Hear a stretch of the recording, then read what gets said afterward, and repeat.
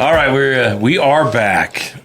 We had stuff get in the way, a lot of stuff, and then we had some travel, not some great performances. Yeah. Catch up on a couple of games. RSL finished the season in St. Louis. We can touch on that, and also they went to Portland and finished the season there.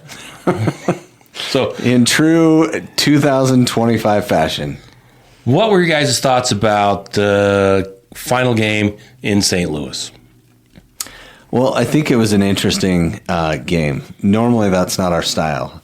Like, we didn't have possession. I think we did originally as we were kind of building up and doing well, and we got a couple goals. And so we were like, hey, we'll sit back and absorb. And honestly, I don't think that's our greatest strength. And what? And I think St. Louis is good in the air and exposed us for that, you know? Yeah, I can see that. I don't know. I felt like we were kind of in this weird vibe before the game. Like, we were in the playoffs, but we're not in the playoffs. And St. Louis seemed to want it more. But I don't know. I have more problems with the second half than I do the first. The first half, we had two quick goals. Olatunji, he looked so good. Gozo playing him the first ball, like that combo between him and Ojeda.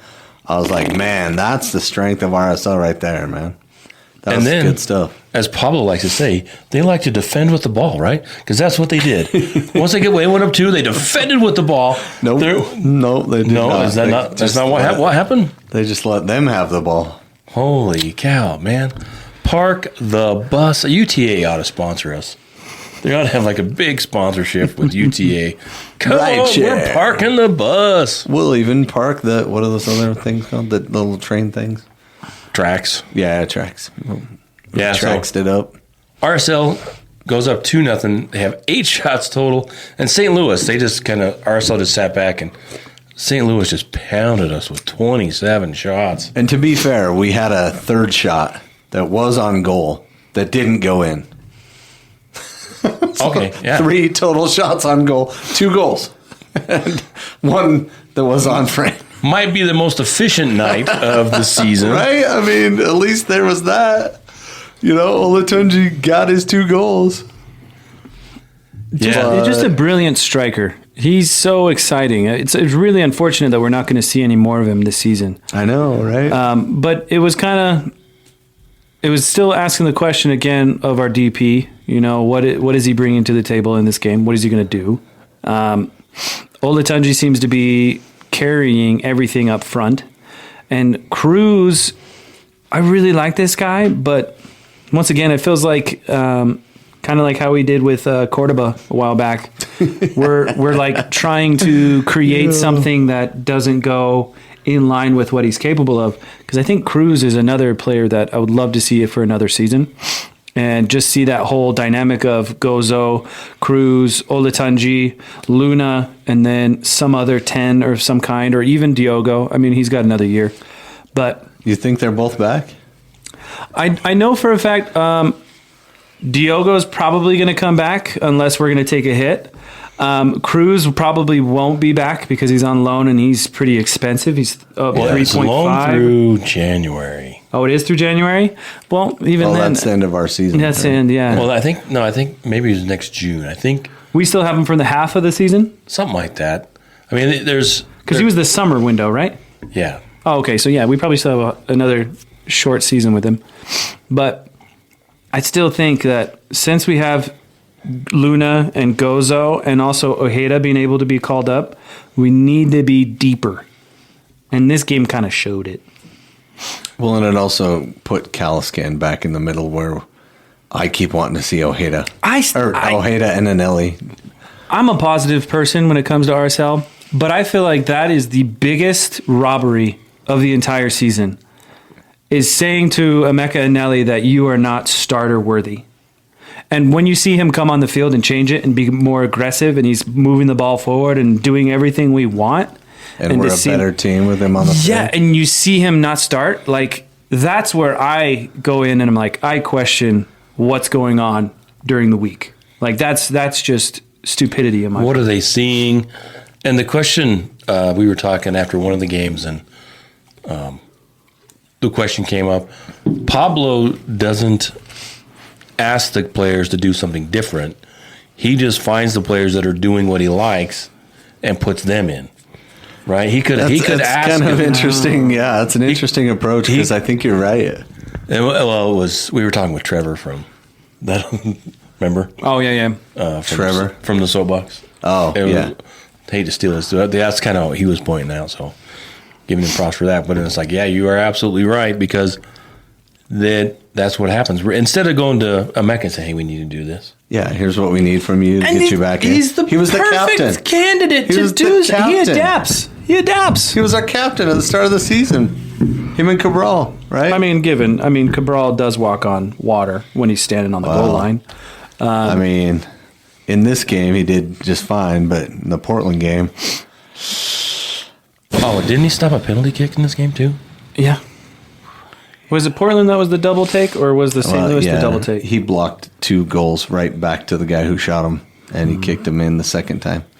So the first half, RSL's up 2-0, and then they give up a goal late. It was the PK. Oh, that's right. He stopped the PK, and then he got to take it again because he jumped the line. Because the guy 6 feet off the line. He took 2 split steps, 2 feet off the line, and then blocked. Kind of drew him out. Oh, and what a terrible PK by that person. Yeah, he didn't even need to press forward. He could have just went. He should have jumped back. You just have to be on the line when he kicks it. You could be off the line before it. Well, didn't a different guy take the second one? Then they switched and he crushed it top left. Holy you should cow. be able to do that. You should not. I don't think so either. I don't think that's... I think it's the first one. If there's an issue, they have to retake it. Yeah, you should be able to change. No, I don't. You can't change the keeper. Why can you change the shooter? Maybe you could if you pulled a hammy. My knee. Oh, De Bruyne. I'm down. Unfortunately. Sub. No. So it was 2-1 at halftime, and RSL was looking good. And I remember watching. I was just blew my mind because there was this one guy just sprinting all over the place, trying to get into good positions. Like, who is this guy?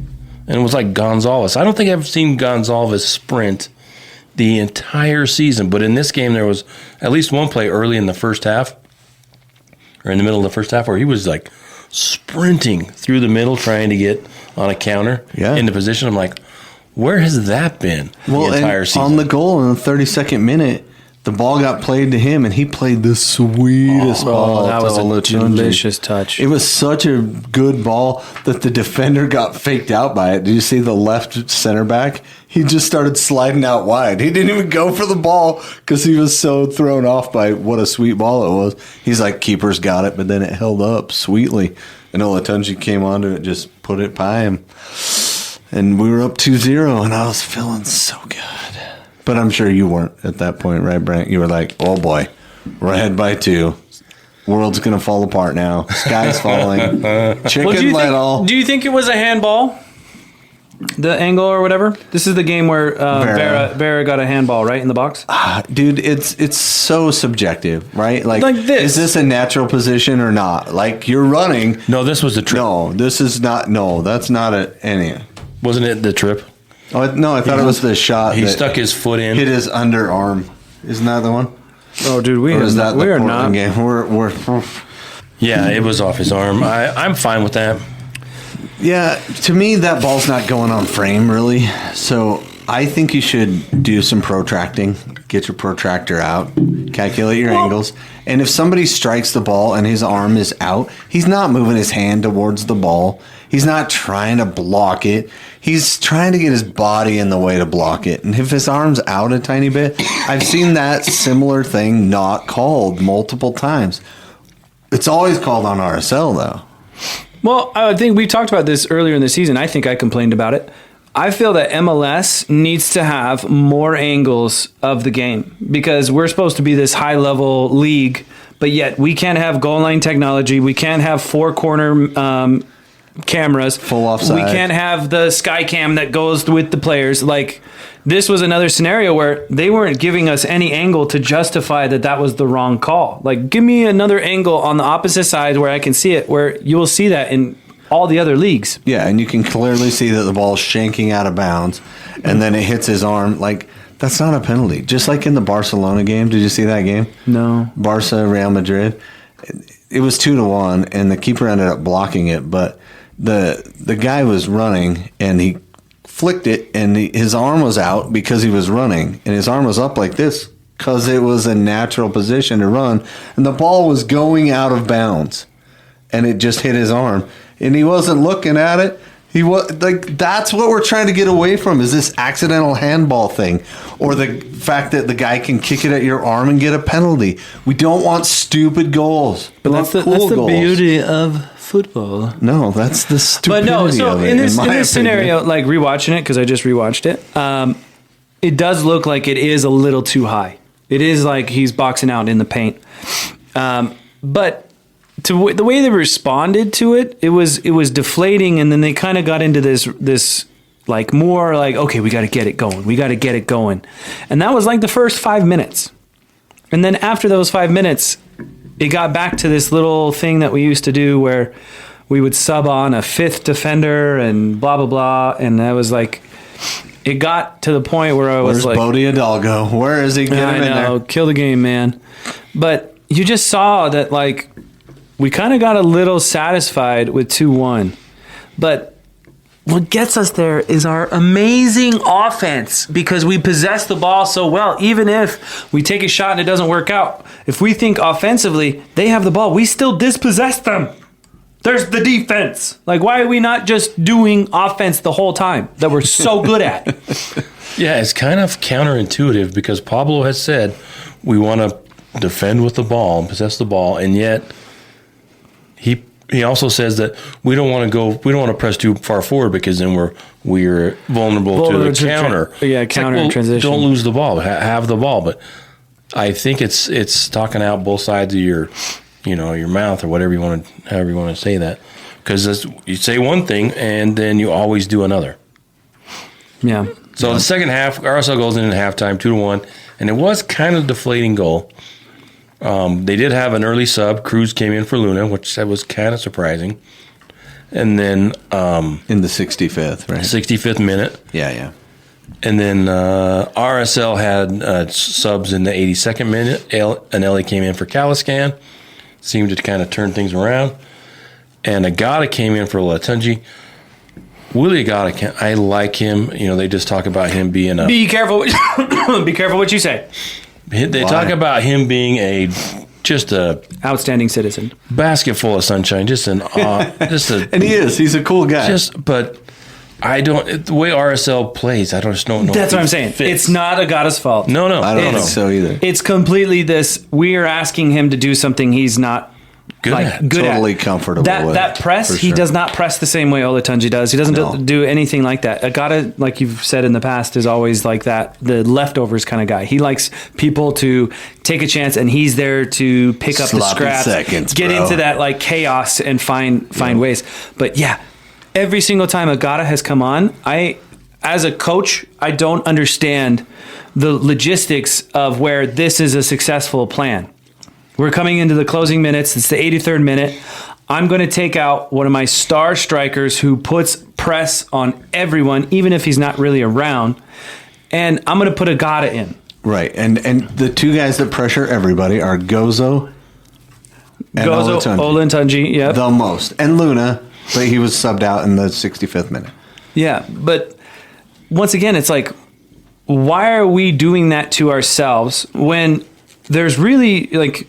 A person sitting in the stand can see this. A person can sit in the stand and be like, hey, when that guy comes on the field, things change, and not for the good. Like, it really changes how much time we spend in their third compared to our third. But we left our DP in there because he can hold the ball up, but we're not holding the ball up. No. Right? Like, that was the problem. Like, if you leave your DP in there thinking, okay, he holds the ball up really well, but we're never getting him the ball, and he can't hold the ball up at all, and he has zero possession, then why is he in? He's not a ball winner. He's not a hustler. He's not a because they defender. have to write a big check every week. That's why. Well, yeah, but they sub in Quentin, which they kind of ended up doing at the end too. Yeah, so St. Louis was just peppering us in the second half. And we were just barely holding on to our playoff lives, if we want to go there. Yeah, we're going to get there, because it was 2-2 in the 88th minute. Klaus with the header. Yeah, they came in. St. Louis finally got the throw in. the tying goal. So we're 2-2, and at that moment, I think a little bit later, Colorado was up 2-1 on LAFC. Yeah. And so in the 88th minute when they scored, we were not in the playoffs. Yep. And I will tell you, by the end of this game, I was rooting for Colorado to win. Because I don't know why you do that, dude. That's so weird to me. I can't do it. Can you do that, Brennan? Can you just flip and be like, I want our team to lose. I'm so mad right now. No. I can't. Maybe that's kind of what it was. It's like, you know what? I'm sick of you guys. I want RSL to learn their lesson. to deserve to be in the playoffs. It wasn't. We're so backed into the playoffs. What did we get by backing ourselves into the playoffs? We got a chance. The last 10 games, 30 points. We had 10 points. We won 3 games, lost 7. We lost 6 and tied. And then they were like, you guys made a run up the charts there. At the end of the season, you were 12th and you finished 9th. And really the difference was like 1 point. Because San Jose also won. And so we just had the tiebreaker with San Jose and Colorado. And that's the only reason we made the playoffs is we won a 3-way tie on 41 points to back into the playoffs, giving up a late last-second goal to a team that we know what they're doing. They're going to kick but we still kick the ball out and give them a throw-in. Right? Just, so bad. Yeah. Our defense was bad. Well, they built up that pressure. You know, like Glad had a yellow card in here because he had to take a foul. Yep. Yedlin kind of had the same thing. Yep. Like when your back line is taking yellow cards, there's an issue in front of them. Right. They should not be taking any yellow cards. And you saw that like after those 3 subs, it was pressure upon pressure because we allowed the pressure to come back. We did not keep the ball farther away from our third. And we deserve to go 2-2.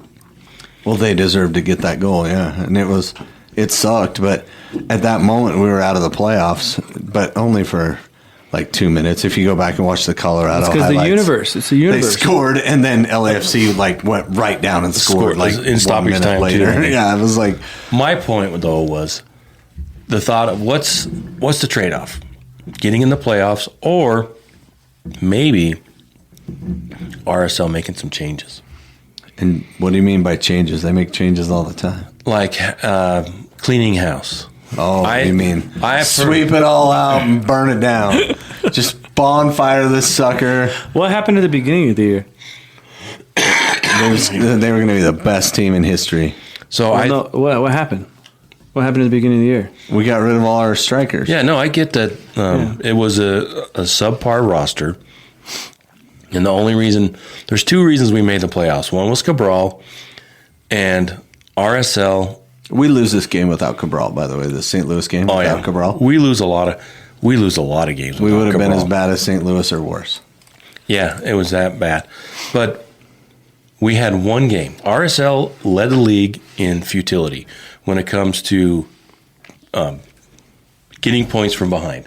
They had 3 points. They had 1 game where they went down 1-0 early, and they came back and scored 2 goals and got 3 points. That only happened once? That only happened 1 time. Oh, jeez. 1 time, and that was against San Jose. So because we hated Chicho so bad. So, yeah. Still do. If you look at it. Whatever. So, if you look at,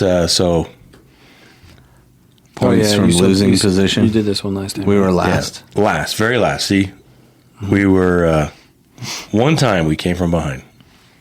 And no ties. No ties. It was just 1 game, that 1 win against San Jose. And then the other than that, it was everybody else coming back on us. And the other thing is that we gave up 23 points from a winning position. Yeah. So, yeah. I believe that. I felt every single one of those 23 points deep down in my soul. So that's where I was kind of like balancing it out. Yes, you want your team to make the playoffs, but at what cost? Another season of the same thing? And, there's the off season. There'll be new players. There'll be some transition somewhere. We'll see what the roster looks like, but I don't know. I don't know if we have the head coach that has a track record of anything more than being average. Interesting. Do we want to talk about that? Yeah, that's for a religious person. You don't have much hope. Wow. Okay, so let's talk about Pablo. Let's talk about Pablo. Yeah, go for it. Or do you want to talk about the playoff? We'll start with Brennan real quick. Well, so let's say, how has Pablo handled change? He comes into the beginning of this year. He has Chicho. This is my guy. This is our star. Hey, let's bring in Diogo because Chicho wants this. Yes? Does that sound right? Chicho wants Diogo. He comes up with a game plan in the offseason. That's like a month. We're going to do this. We're going to do that. And then, boom. Chicho is not that great of a guy, and we sell him. And cheaply. Yes, cheaply. And so that means we can't really just go out and buy somebody amazing. So we have an issue with our upfront squad. We have, what was it? Piol and Forster. Is that right? Ajago? Yeah. Uh-huh. We have two guys that have never really shown that they can handle it in the league. Lachlan Brook, Tyler Wolf. Yeah, we bring in some guys with some potential. But they're from an Australian league and not so great. And none of them have proven MLS experience. Right.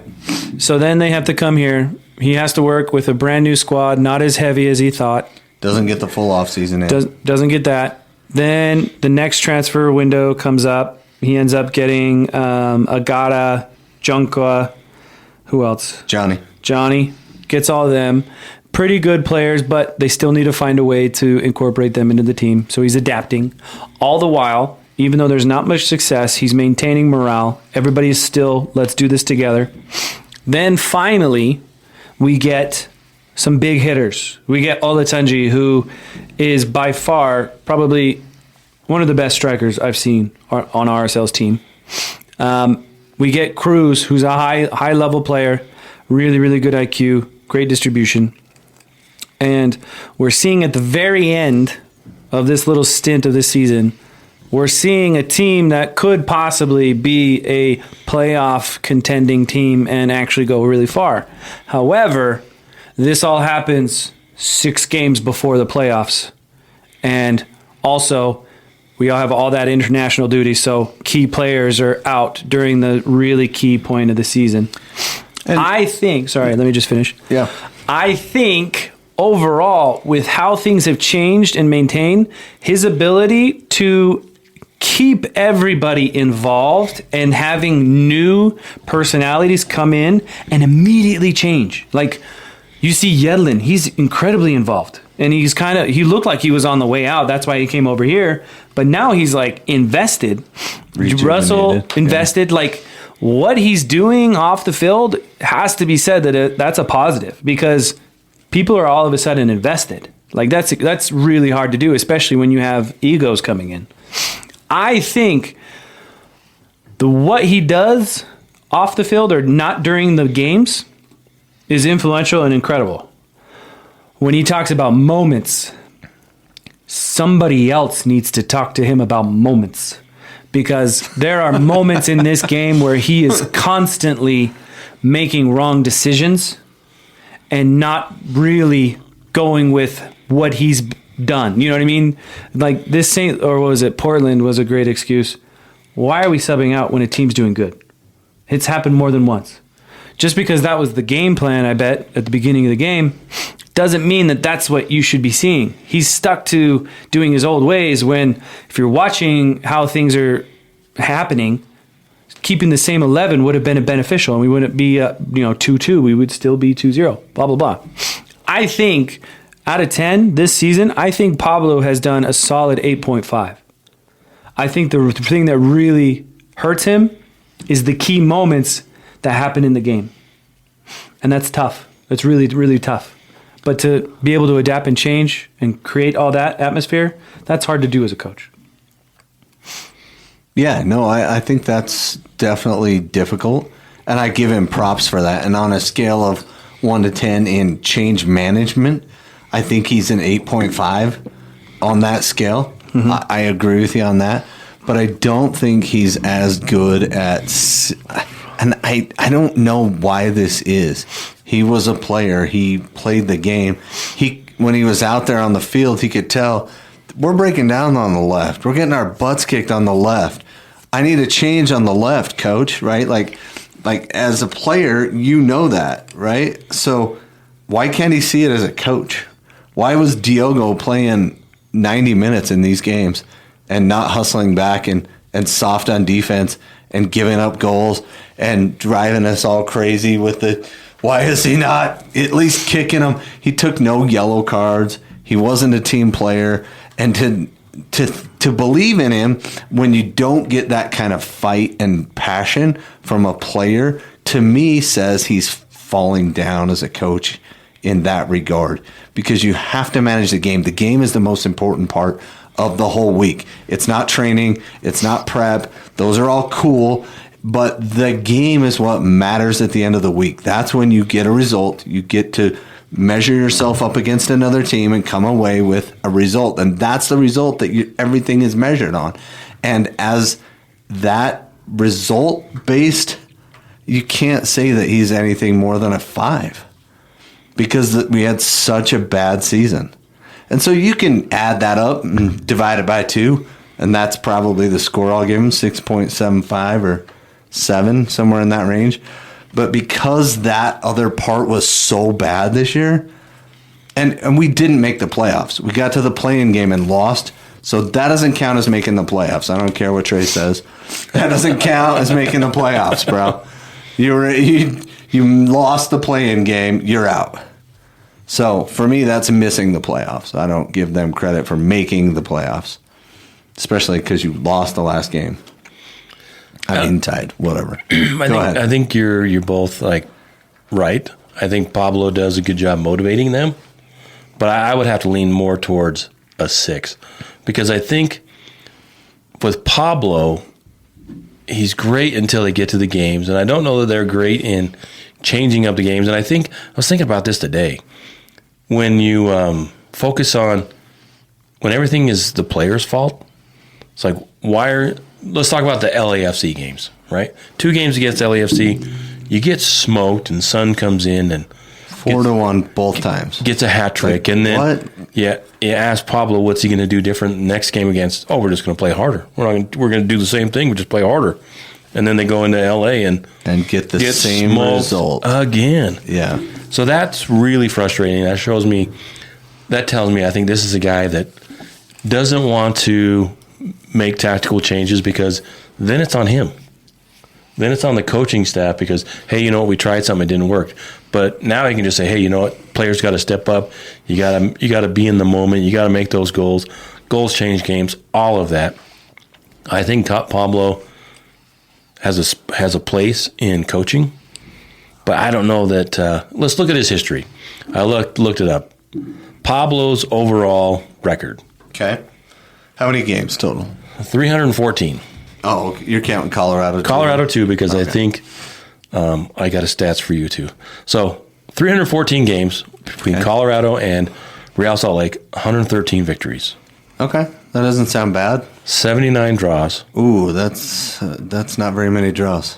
And 122 losses. That is a lot of losses. And the total goal differential for his team. Oh, right in my pain point, Brandt. Right in my pain point. Minus 42. No! So 42 for real? And look at the places RSL has finished. 7th, 5th, 3rd. They were heading in the right direction. And then 9th. So with Pablo and RSL, he averaged about 6th place. And that's just in the West, so you really have to double all those. And then we're just being kind and giving them the West stats, but league-wide, right? And then his overall goal differential. I looked it up every season. Oh boy, has he had one positive? He's had 2 positives. Oh, okay, his first year in Colorado plus 7. Last year. His second season's in Colorado minus 20. Oh my gosh, minus really? 27. Oh, then dude. His last season in Colorado, 2019 minus 5. And then with RSL, I skipped the 2021 season because he came in August, and RSL was plus 1 that season. But -2, plus 17 last year. Yeah, last year we had. And -11. Right. So there's a trend there that. When did he get the new coaching staff? Was that last year? Year before, I think it was year before. Yeah. Okay. Before 24.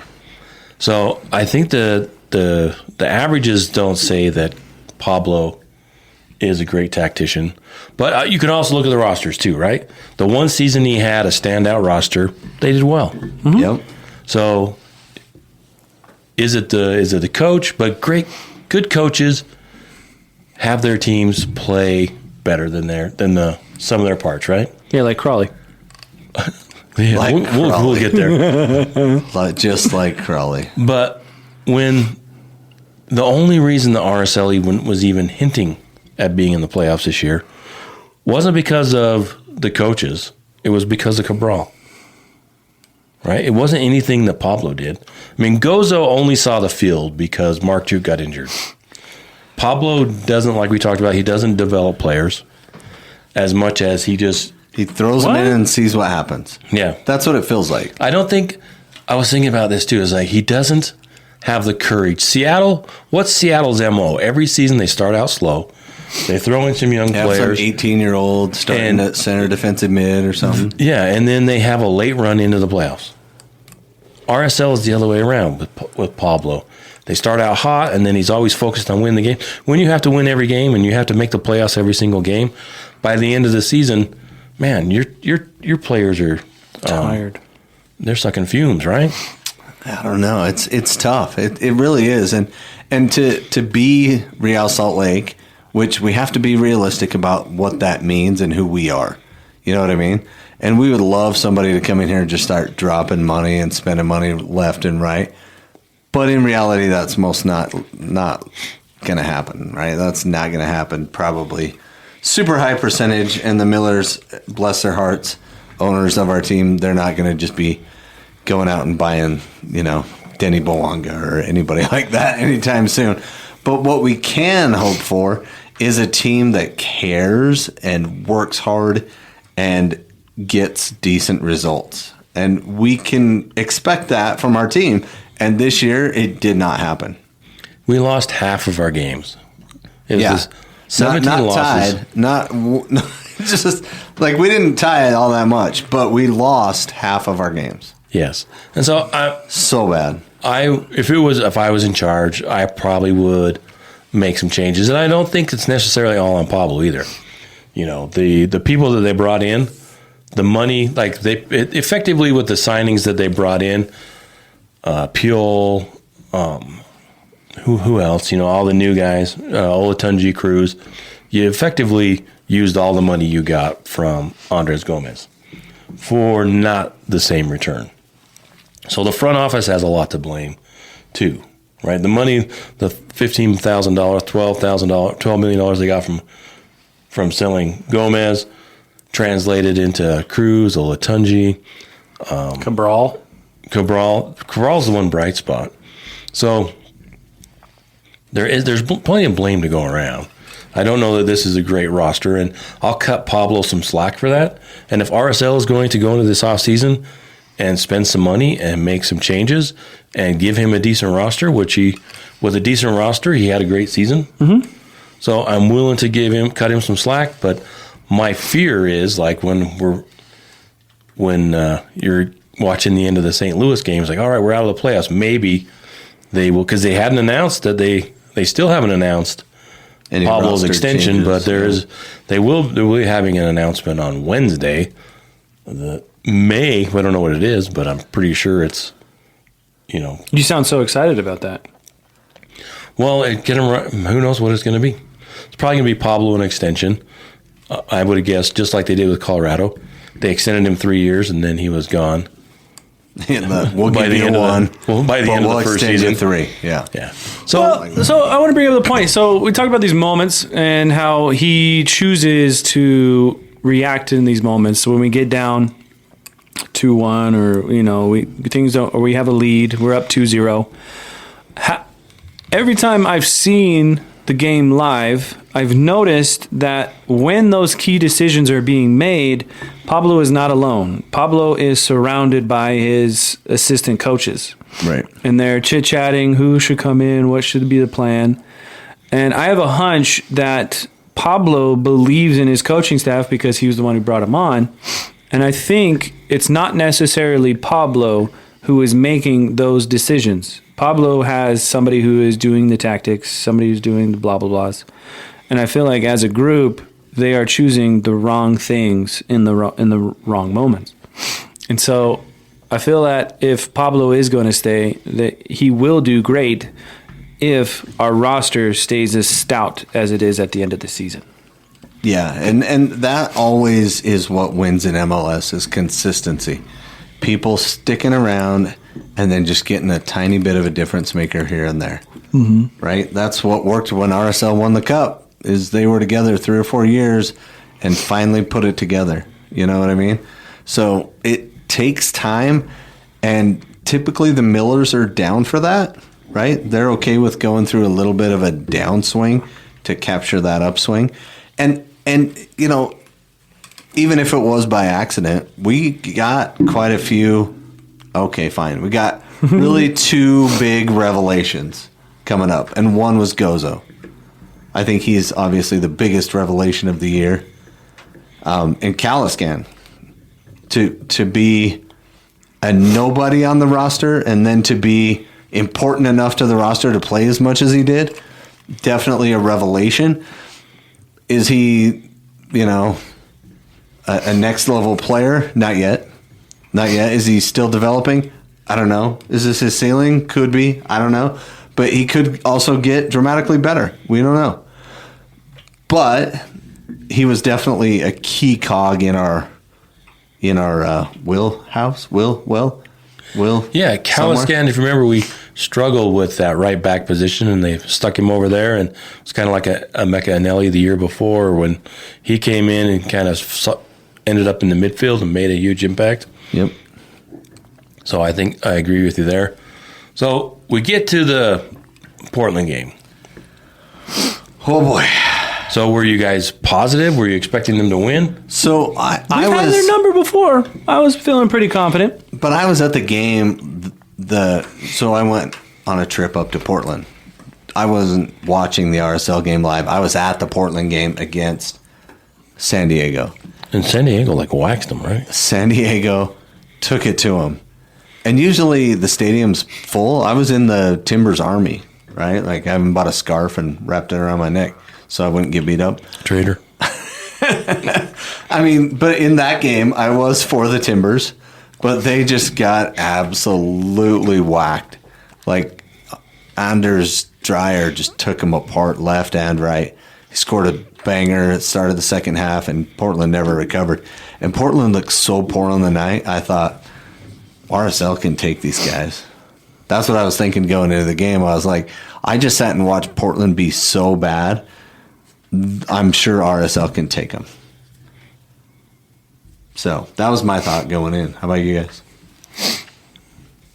I said I was good. What did you say? I thought they would play better than they did. I really thought that they would be motivated and come out and play hard, but it just didn't happen that way. And then you talk about Caliscan, being a revelation, but the moment was just too big for him. Yeah, his yellow card was so stupid. I don't know why he got a yellow card in that moment. Did the whistle come much earlier? I was listening to the broadcast and I didn't hear the whistle on that play, and he made a touch and the ref called him for kicking away the ball after the play, but I didn't hear a whistle. And he was on top of it, so I don't know if he heard the whistle, but he kicked the ball after a crazy tackle, and it probably should have been a foul, but I didn't hear the whistle on the broadcast, and then Caliscan kicked the ball, but he wasn't just killing it away, he was playing it, and so I think if the ref could have handled that better and just been like, what was that, dude? Did you do that again? It's a yellow. But instead he just auto-yellowed him, and Caliscan wasn't even involved in the play, really. The tackle was worse than the kick away was. You know what I mean? It just didn't seem to go with the flow of the game. Either way, a few minutes later, he should have got a second yellow. Oh, but absolutely. Probably because the first yellow was so soft, the guy let him off the hook. But that's what led to the goal.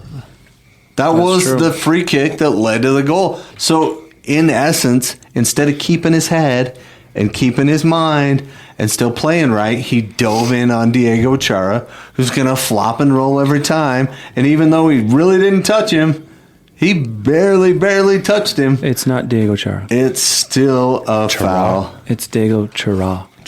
I never say Chara. Yeah, that's what the guy was saying. Yeah, I never say that. So Diego goes rolling around on the grass, fake grass, turf, monster. And then we shut off for the free kick. No, stop.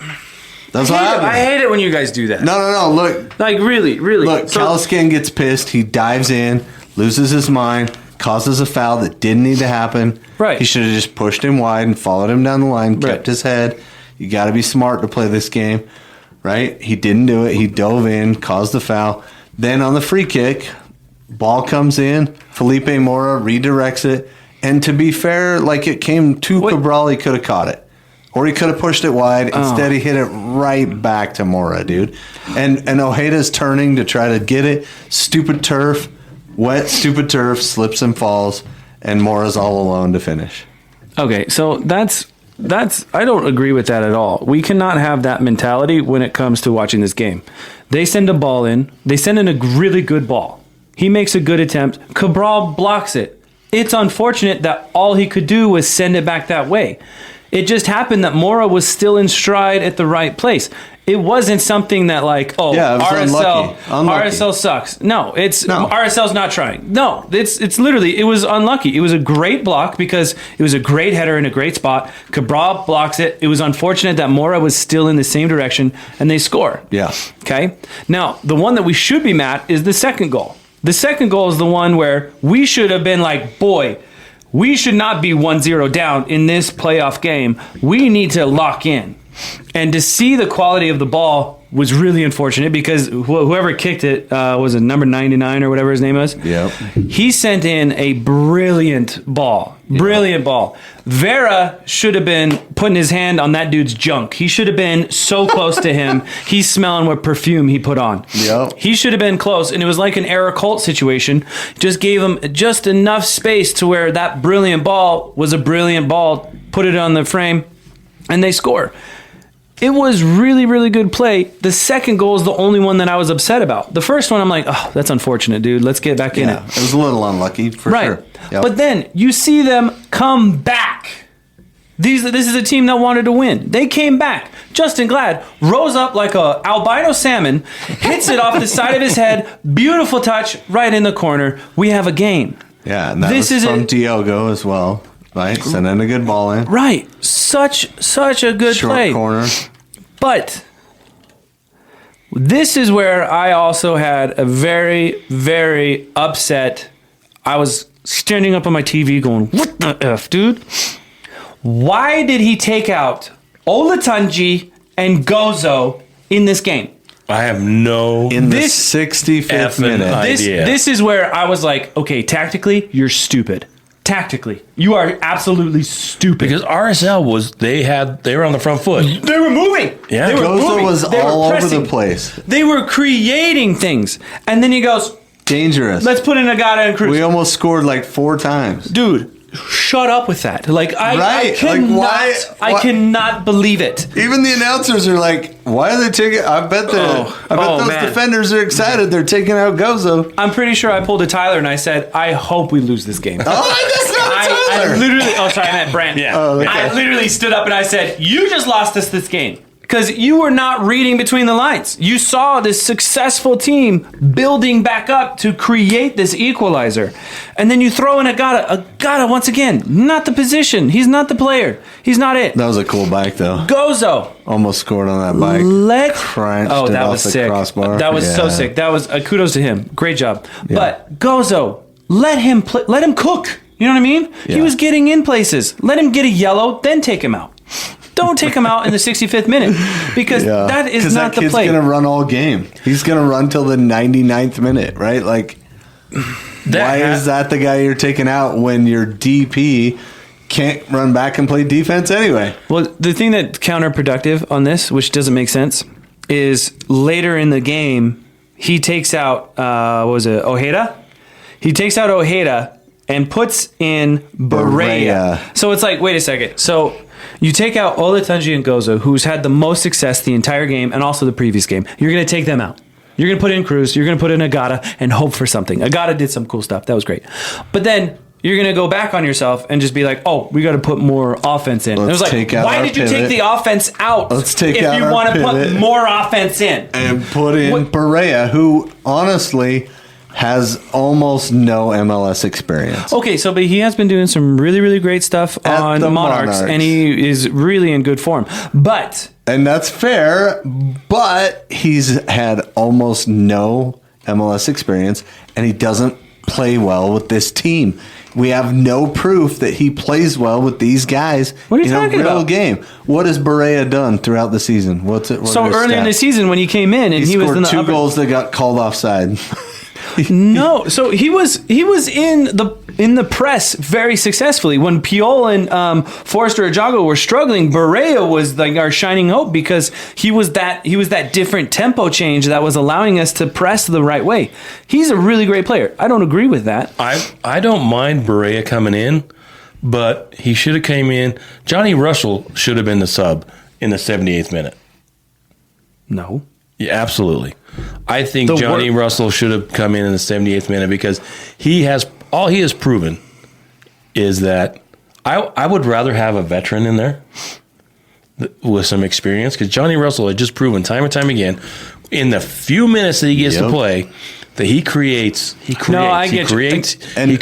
Barea, if you want to bring Barea in, no. Wait. I see what you're saying because here's the thing: we're taking out Ojeda. Yeah. And we still need that possession in the midfield. So I can see, Johnny Russell, I feel, would have been a better option than Barea. But he's trying to be like, we got to get a goal. We got to be more aggressive. So he puts in a striker. But Barea has played 263 minutes for the year.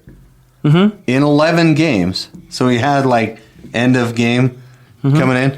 How many goals? 0. 1. He has one start in that 11 games. Mm-hmm. No goals, no assists. Now do Johnny Russell. Right? Johnny Russell, 348 minutes in 4 starts in 12 games. 2 goals, 2 assists. Not as good, because, that's an extra 200 minutes to just barely do that. Come on, man. Please stand No. So I agree with you that for Ojeda, we needed to put in Johnny Russell. And right after we pulled out Ojeda, they got their 3rd goal because we didn't have our crap together. Oh, my gosh. That 3rd goal was just like, what are you supposed to do? You let a guy ghost into the back post and just pound down a free header. It's like... Cabral maybe could have saved it if we were lucky, but, you just can't rely on that guy to stand on his head game in and game out. Well, and 2 defenders dropped early, which they were anticipating the ball over the top. I thought the game was lost when Cruz and Agata came in. I think that's when everybody thought it was lost. It's like, holy crap, what are you trying to do? The announcers, Portland, everybody, right? I'm sure every RSL fan in the stands like going, what? And you asked him that in the post game, right? What did he say to you?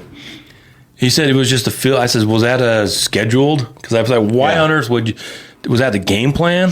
And he says, no, we just thought it would be the best or something. Like it wasn't planned. It's like, well, because Agata can get his goals out of nothing is kind of what his thought process was. And Olatunji needs service. Right? Because Agata has scored so many damn goals this year. Right, and the Cruz for Gozo is the one that still baffles me. That one I was like, okay, that's not the right switch. Yeah, Cruz has had 1 assist all season. And then you can talk about the play that will live in infamy, the most boneheaded play in maybe MLS all season was when... Rawon Cruz! You just remember that? When Vera had the free kick. Vera goes for a free kick. Oh, dude. And just burns a shot in near post out around the wall. Just runs into the side of the wall. What are you doing, dude? Yeah, it's just like, holy cow. Didn't you ask him, was that part of this plan or something? Somebody asked him that. It's like, no. And he was like, no. And then he kind of went off. Pablo did on Cruz. He was like, look, I don't know why you do that. Everybody knows the rule that you can't come within 2 yards of him, right? 5 or 10. No, 2 meters of the wall. You can't be, like, as an attacking player, you can't be within 2 yards or meters, whatever, of the wall. Right? That's the rule I'm referring to. And so he can't, and he just ran over and bumped the guy. And it's not like he bumped him and then ran away. He got kind of pushed. Just kind of tackled him almost. It's like, what are you doing, man? And Vera looks at him like, what are you doing? I had the shot. I was going to bend it around him anyway. And he did. And it was a sweet shot. He didn't need to make that move. But he did. But Cruz shouldn't even been in there. So it's kind of a microcosm of our season right there. Right? Yep. Like that was pretty much everybody's write-up, after the game. Doyle, yeah. Talking about, it's just kind of like the season. Yeah, that's how the season we went. could have scored, and we did score, and they took it back. And then somebody got a red card, and then we gave up a goal. That's kind of the story of this season, right? Somebody got a half-justified red card that later the refs would say, well, that wasn't really a red card, but we let it stand anyway. Well, in Cruz's defense, if he didn't do that, the ball would have just hit the wall. Yeah, so it still could have had a chance if the guy leans in or jumps funny and it just, ticks off him or whatever. But hard to know because we just kept shooting ourselves in the foot. I mean, we did have some good chances. I mean, Anelli was really good sending balls in. There was a ball that went across the Anelli should have scored, bro. Olatunji. It was Olatunji. Olatunji that didn't stick his foot out. Well, it's hard on turf because I think he got wrong-footed or something. Yeah. But we were super close to being just so close in this game. And it was kudos to them. That was a really good fight until the third goal, I think. I think until the third goal we were a good team. Yeah. But where is this team 6 months ago? Where is that fight that we always talk about? This is a different level of fight. If your DP's fighting, it's a different game. Yeah. Well, and then Alex Catranis, right? Throughout the whole season, Pablo's like, oh, we require so much of him. 70th minute, he's done. And he played the whole game. It's like, oh, well, Sam, the last 6 games, man. Right? What? No, the last 6 games, just strange. He's used way too much. Catranis is put in so many miles. Yeah. And he's not 18 like Gozo, you know? That whole Junqua Catranis thing needs to get fixed. It's either Catranis needs to be smarter with when and what he does, or we need to have a serious talk because we can't be doing this every game left back gets swapped out. If that's what you have to do, there's an issue. Agreed. Yeah. And it remains to be seen what they will do next year, what the roster will look like. I personally would like to see us maybe play a little bit different formation if we're going to go forward. Agata. He's probably not going to be on the team because his contract's up. I can't imagine them signing him again after this season, unless you're going to play a system like a 4-3-3 or something. I think Gata would be great. So Agata on the top with a 4-3-3 where you got 3 scorers up top. Yeah, and he played 1,173 minutes, 2 goals, 2 assists. So not stellar, and he got good 6 yellow cards, right? Which is kind of what Pablo wants. That right? The only player that played more and scored maybe less per is Gonzalez, right? Yeah, so this next season, who is the players do you feel that are going to be let go or traded? Well, I think they're going to they need to get rid of Gonzalez. Yeah. I don't know. They probably won't. They need to trade I was going to say, are they going to? They should. They should. He has skill, but I think every single person that's ever played a sport has played a sport with a player that's had more skill than them, but just outworked them and won anyway, right? I've been beaten by players with more skill than me, but rarely, for me, did the other guy just outwork me, except maybe into my 40s, right? Then they outworked me, and I was like, all right, cool. You're younger than me, whatever. But yeah, at that point, it's an effort thing, and maybe he doesn't play defense, but you can't have that on this team. We're not a luxury team. We can't. We can't afford a guy like that. Well, and that always drove me batty when, we can't put in Russell because he's a defensive liability. Well, you let this guy. Let Diogo play you the let whole Diogo game. play 29 games and 2,000 plus minutes, and he's a defensive liability every single minute he's on the pitch. Exactly. So, yeah, I think Gonzalez is probably going to be gone, or would be one that needs to go. That would be the top of my list. I don't know what I they're like gonna him, but I don't think he fits our team. And it depends on if they're going to spend some money, bring in players that maybe he wants to play with, and that is a little more technical. But I think his effort and desire to be here was really lacking. We'll have to see what they do with Ruiz. I don't think Agata will be here. I think Piol really, really hurt his. But he's only 21. Yeah, you know what I mean. I think the last 2 games. I don't think he traveled the last 2 games. He did not travel to Portland. Yeah, because he got yanked at halftime at the last home game. Yeah, he started, and they pulled him at halftime. And then Mark Chuk, what do we do with that? He's on loan to Cincinnati. We'll see what he's doing over there. He should be back at the end of the season because it was just a season-ending thing. I don't know if Rawan's going to be back. Olatunji will be back. Should we vote him in and out? Go down the list. And, I don't know that Johnny Russell. I think they brought Johnny Russell. If I was Johnny Russell, I wouldn't want to come back. And play 3 or 4 minutes. It's like you came here and you had so much to give. Oh, and they always say, well, he kind of knew he was going to be. They bring him in for experience and be a professional to kind of create a club atmosphere. But Johnny Russell had 348 minutes. You could have given him more minutes. I love how much you love him. He likes the experience, guys. I get it, but I'm not talking about Johnny Russell playing 1,000 minutes. No, I think another 100 minutes. 10 to 12 a game. Yeah, maybe coming for the last 10 or something. Every time he got on the pitch, he created free kicks. He got in the way. He was, Hey, Justin Merrim. Hey, yeah, exactly. That's the role he used to fill for us. Hey, I don't think Javane Brown. I think he doesn't come back.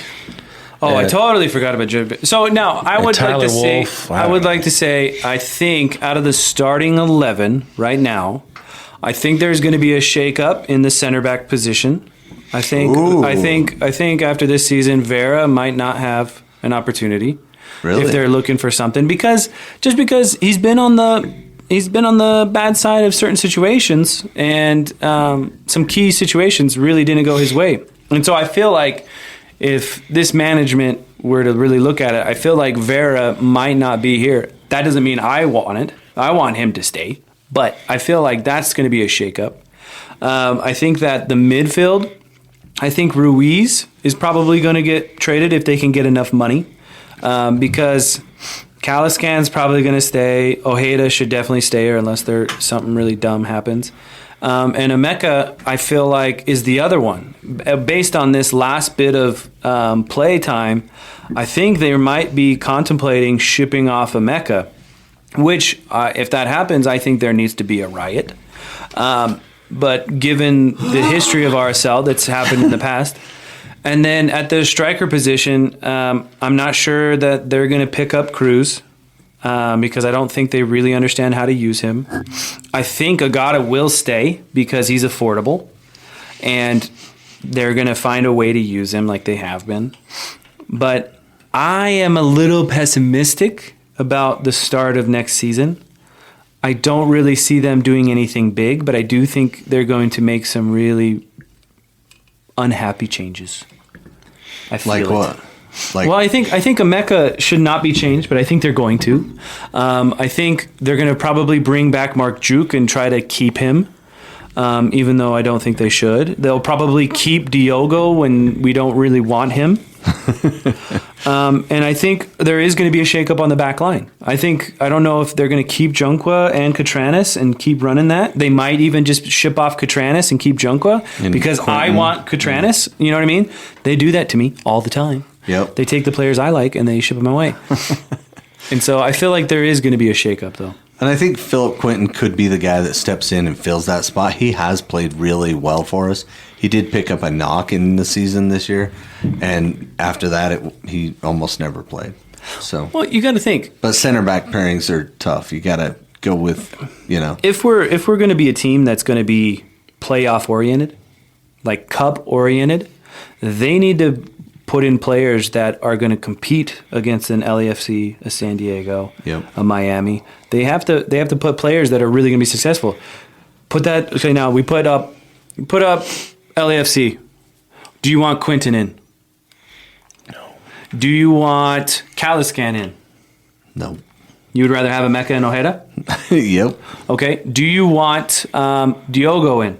Nope. No. He doesn't play defense. You want Luna and Gozo? Yep. Then you want Olatunji? Yep. Do you want Cruz in? Nope. Do you want Mark Jukin? Nope. Nope. Do you want Junka in? I like Junkwa. Junka was kind of good, right? But I don't want him in. You don't? No. Do you want Yedlin or Jervain Brown? Yedlin. Yedlin. So it's like, okay, we should be preparing for the biggest teams. Starting 11, this is what we want. A couple position changes, and that's it. And bring back Bodie Hidalgo.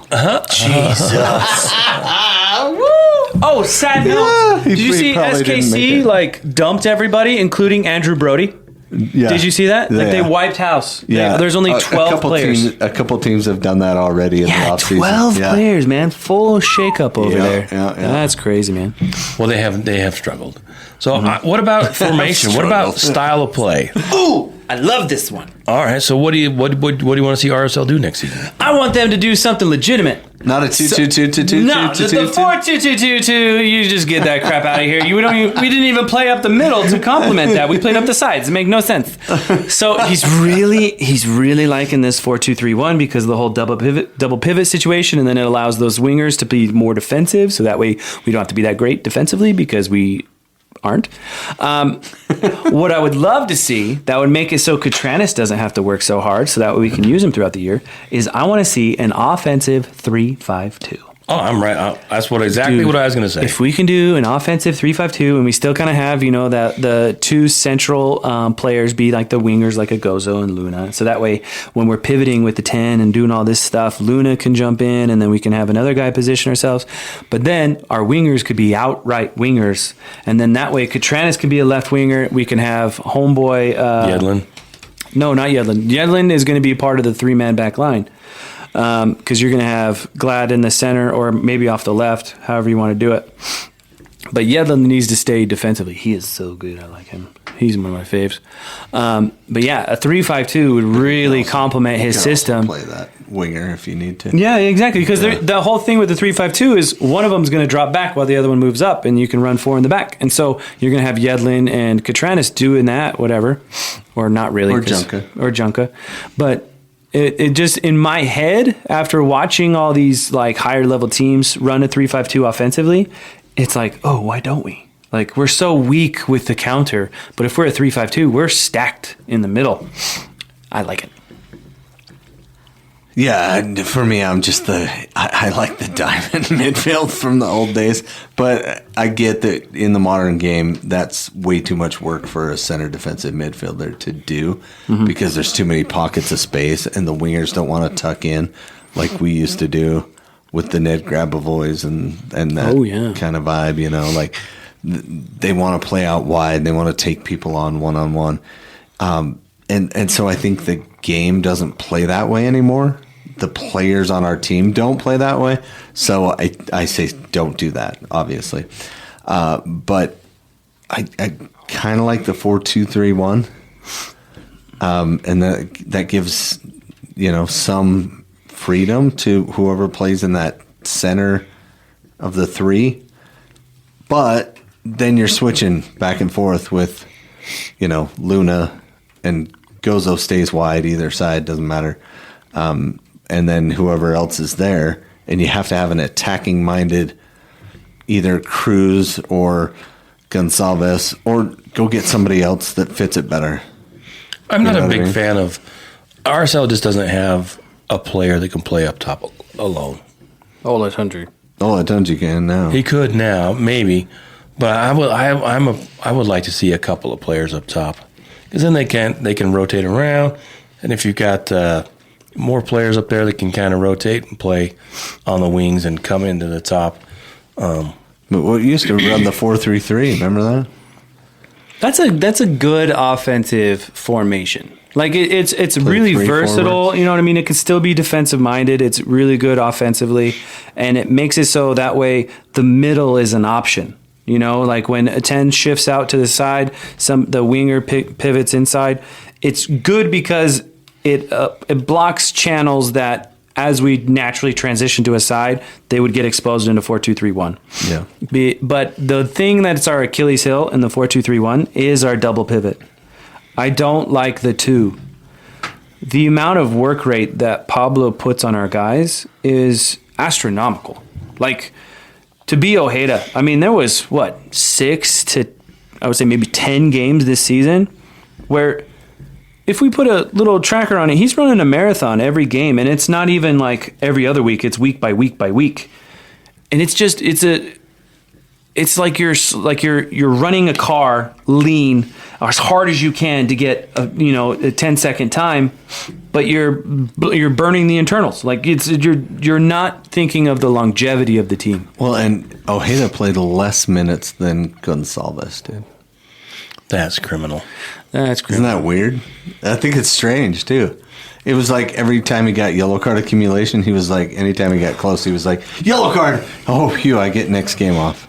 And the thing with the 3-5-2, if you've got those, you got a nice solid center, the 2 center backs on the right and the left, if they're good with their feet, that just adds a little bit more attacking prowess, especially if you want to build out of the back, where you've got people that can get to the guys on the wings. So yeah, I would love to see that. Well, it's very versatile because the 5 middle line can be altered however they want. It can be ran similar to a 4-2-3-1 or whatever. 4-4-2. Yeah, it could be similar. I mean, it just depends on what players they have and what they works. And I like the idea of getting people back and forcing people to kind of play through you. Because I think it's a little better defensive. Yeah, I agree with that. Especially when you end up with a negative 11 goal differential. Maybe you ought to think about having a few more people back on defense. Well, and I did want to say this. So, Diogo, it did seem that when we got the bigger hitters, we got Olatunji and Cruz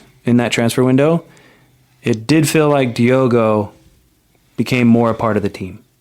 And to his credit, it was true. Like, who he was trying to distribute to, he probably didn't have much faith in. But then he saw Olatunji and Cruz and Gozo getting better, and Luna. I think if he does stay, he will have a better season next year. And we could be, all those haters could just be silenced next season. You never know. Yep, all those Lachlan Brook fans will. My boy! Miss you, Lockie. I do. Anyway, we missed a few players. We lost a few along the way. In memoriam. Forster, Jago. So I think the ones that we should really say thank you were the 2 ones that we hoped would be off the team, and Tyler really loved them. Bodie Hidalgo and Andrew Brody. Can we get a moment of silence for those 2? What about Nelson Palacio? I guess. Oh yeah, he's gone. He got traded. Yeah, well, dude. Was he loaned? He's loaned. Okay, so Palacio's loaned. And see, I think Palacio, if he stays, we don't keep Calliscan. Oh, see, if Mark Chuk doesn't get injured, Gozo doesn't play. Right, but Gozo was the only, I think, big revelation. I think Aiden Hazarkani, he came in, played 2 games, got 58 minutes, and I think that kid's got some real talent. I think he's going to be our next up-and-coming 18-year-old. I don't know, man. To break into the squad. Did you watch the final of the Monarchs? How'd that go? Your boy, Aiden? Hazarkani, kicked a dude in the face. Just once? Well, he probably deserved it. I was going to ask this question after the game. It was going to be fantastic. So Aiden and the other guy got into an entanglement. Like Jada Pinkett Smith got into an entanglement, and then as he was getting up, the guy kind of held him down, as you do, Right. And so Aiden wasn't looking and went to kick him as he was coming up, and it just so happened then that was where his face was. Kicked him in the face, and then got up and got an immediate red card and changed the entire game. Oh, really? So yeah, and that's why they lost. Oh yeah, it was a huge letdown because they were already down 1-0 or something like that. And it was just that deflated the sails. Berea played in that game, which was really cool because he flew in the morning of from the St. Louis game and played half the game. Okay. was really, really cool. Did he play well? Yeah, I mean, he was different compared to everybody else. Every time he got the ball, he was not afraid to dribble. He was moving in his zone. He was moving, distributing really, really well. But Zambrano, yeah, that kid, that kid's guy, got something. Huh? That's the guy that I would say is coming up for sure. Yeah, he played with Gozo in the U20s. U20s, yeah. And the Berea, MLS Next is just too big of a step from Major League Soccer. Mm-hmm. And Berea is probably in between MLS Next and Major League Soccer. Well, it's what Tyler Wolff would do. He'd drop down to the Monarchs, kick butt, score some goals, and then come back to Real and not be able to get by anybody. Well, and it's a mental thing. Yeah, because for sure. When you go into MLS Next, you know you have a thing in your head that they're not going to be as good. So not the best, but the flair of you comes out. Like you start to be more like, ooh, look at this, boom, boom. You're not afraid to try things. Whereas in MLS, when you're in that middle ground trying to play up, you're so nervous and you're so like, I can't lose the ball. I can't do anything that fudges it up, and you're not playing free. And that's why we haven't seen anything really good out of Tyler Wolff yet. Yeah. And it's unfortunate because Tyler Wolff's pretty good, man, and he's got some great eyebrows. Yep. Probably the best in the league. RSL finishes the season not strong, and then almost then continues that on in playoffs and almost makes the official playoffs according to Tyler. And they're out of here. They flame out in Portland. No playoffs to the wood butchers, the hatchet men. One of the Jeremy Peterson, he writes for Portland. He's come to in the press box a couple times, and he was calling RSL the Monarchs. And I was just like, that's not the nickname. So I'm like, all right, the wood butchers, right? Portland wood butchers, Portland hatchet men. Yeah. So RSL tree huggers ends the season sadly, flames out. But overall, it was a season. And no, once again, at the end of the season, we look like a team that we should support. We look like a team that is going to do something. However, we had a short time with that team to be able to convert, get used to it, blah, blah, blah, blah, blah. It's a great ending, in a sense, for next season. It's a great ending. I don't care what you say. For next year. For next year, yes. All right. So do us a favor. Follow us on all of your social medias. Listen, share, and subscribe. Tell your mama. Yes, say hello to your mother for me. Mm-hmm. And thanks for listening. We are going to keep putting out some input. We are going to have we're going to do an episode where we're just going to talk about positive things. Right? We'll break down the season. Every positive things. It might be 30 minutes long. It could be an hour. You never know. And then we may have an episode where we point out the things that we really didn't like. Like your pessimistic attitude. Yeah. And my haircut. Yeah. Could be. Maybe that's a 2-hour episode. We'll see. But we got some great content coming up, and we thank you for listening. Bye.